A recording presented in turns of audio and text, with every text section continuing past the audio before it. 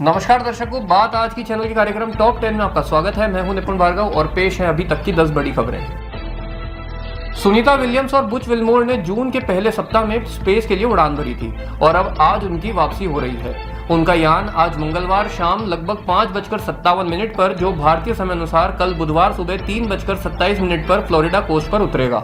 NASA के मुताबिक समुद्र में लैंडिंग के बाद सुनीता विलियम्स और बुच विल्मोर को स्ट्रेचर पर बाहर ले जाया जाएगा। ऐसा किसी मेडिकल इमरजेंसी की वजह से नहीं, बल्कि सेफ्टी प्रोटोकॉल के चलते किया जाता है। बता दें कि स्पेस में लंबा समय गुजारने की वजह से एस्ट्रोनॉट सीधे जमीन पर नहीं चल सकते, इसलिए उन्हें स्ट्रेचर पर कैप्सूल से बाहर लाया जाता है।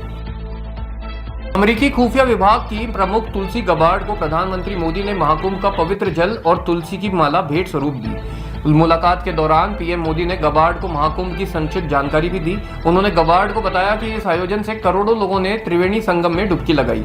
इससे पहले गबार्ड ने रक्षा मंत्री राजनाथ सिंह से मुलाकात की थी। इस दौरान राजनाथ सिंह ने अमेरिकी धरती पर भारतीय हितों के खिलाफ काम कर रहे खालिस्तानी चरमपंथियों का मुद्दा उठाया। राजनाथ ने सिख फॉर जस्टिस की भारत विरोधी गतिविधियों पर भी प्रकाश डाला और गबार्ड को बताया कि एसडीएफ पर भारत में प्रतिबंध लगाया गया है। अमेरिकी राष्ट्रपति डोनाल्ड ट्रंप ने पूर्व राष्ट्रपति जो बाइडेन के वयस्क बच्चों को दी गई सीक्रेट सर्विस सुरक्षा को खत्म कर दिया है। अभी तक इस पर बाइडेन की कोई प्रतिक्रिया नहीं आई है। ट्रंप ने सोशल मीडिया पर इस बात पर आपत्ति जताई कि इस सप्ताह दक्षिण अफ्रीका में रहने के दौरान हंटर बाइडेन की सुरक्षा के लिए 18 एजेंट्स को नियुक्त किया गया था। इजराइल ने सोमवार देर शाम से आज मंगलवार सुबह तक गाजा पट्टी, दक्षिणी लेबनान और दक्षिणी सीरिया में कई हवाई हमले किए, जिसमें कई लोग मारे गए। इजरायली सेना ने कहा कि वह हमलों की साजिश रच रहे आतंकवादियों को निशाना बना रहे हैं। इजराइल ने पिछले 2 सप्ताह में गाजा में प्रवेश करने वाले सभी खाद्य, दवा, ईंधन और अन्य आपूर्ति को रोक दिया है। वहीं इजराइल के इन खतरनाक ताबड़तोड़ हमलों में से हमास भड़क गया है। नागपुर के महल इलाके में सोमवार को पथराव और आगजनी की घटना के बाद एक और इलाके में देर रात भारी बवाल हुआ।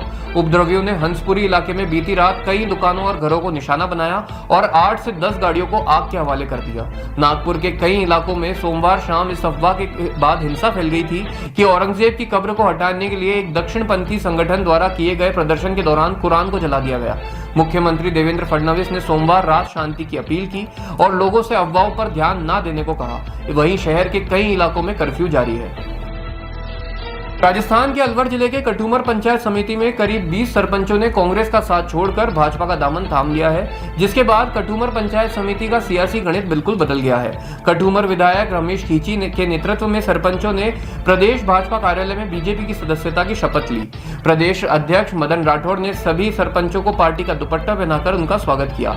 इतनी बड़ी तादाद में कांग्रेस के सदस्यों का बीजेपी के पाले में जाने से कांग्रेस में हलचल पैदा हो गई है और कटुमर विधानसभा क्षेत्र अब पूरा कांग्रेस विहीन हो गया है। दिल्ली में विधायकों के लिए 2 दिवसीय ओरिएंटेशन कार्यक्रम की शुरुआत हुई। नवनिर्वाचित विधायकों के लिए आयोजित इस कार्यक्रम का उद्घाटन आज मंगलवार को लोकसभा अध्यक्ष ओम बिरला ने किया। यह ओरिएंटेशन कार्यक्रम निर्वाचित विधायकों को आवश्यक ज्ञान और कौशल प्रदान करने के लिए आयोजित किया गया है। यह उन्हें संसदीय प्रक्रियाओं, विधायी मसौदे और सार्थक बहसों के महत्व को समझने में मदद करेंगे, जो विधानसभा की लोकतांत्रिक और विधायी व्यवस्था को मजबूत करने की दिशा में एक महत्वपूर्ण कदम होगा। इस कार्यक्रम में दिल्ली के कई मंत्री और सांसद भी मौजूद रहे।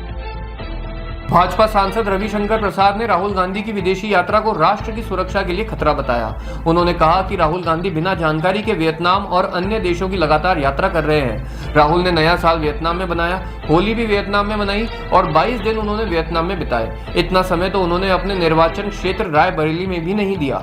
आईटी सेल के प्रमुख अमित मालवीय ने कहा कि विपक्ष के नेता के रूप में राहुल गांधी एक महत्वपूर्ण पद पर हैं और उनकी कई गुप्त विदेश यात्रा खासकर संसद सत्र के दौरान राष्ट्रीय सुरक्षा पर गंभीर सवाल उठाती है। लालू प्रसाद यादव की मुश्किलें खत्म होने का नाम ही नहीं ले रही हैं। ईडी ने पूछताछ के लिए एक बार फिर उन्हें तलब किया है और पूछताछ के लिए सबको अलग अलग समन जारी किए हैं। तेज प्रताप यादव और राबड़ी देवी को ईडी ने पूछताछ के लिए आज बुलाया है, जबकि लालू प्रसाद यादव को कल पटना के जोनल ऑफिस में बुलाया गया है। इससे पहले 9 जनवरी को ईडी ने लालू प्रसाद यादव से 9 घंटे तक पूछताछ की थी। इस पूछताछ के दौरान लालू यादव से ईडी ने 50 से अधिक सवाल पूछे थे और दिल्ली से करीब 1 दर्जन ईडी के अधिकारियों की टीम पटना गई थी। पश्चिमी विक्षोभ से हुई बारिश, ओलावृष्टि और उत्तर भारत से चली हवा से राजस्थान में एक बार फिर से ठंड नजर आई। मौसम विभाग ने राज्य में अगले 2 दिन इसी तरह का मौसम बने रहने की संभावना जताई है। एक नया विक्षोभ आने से उत्तर पूर्वी राजस्थान के शहरों में फिर बादल छाएंगे और कहीं कहीं हल्की बारिश होगी।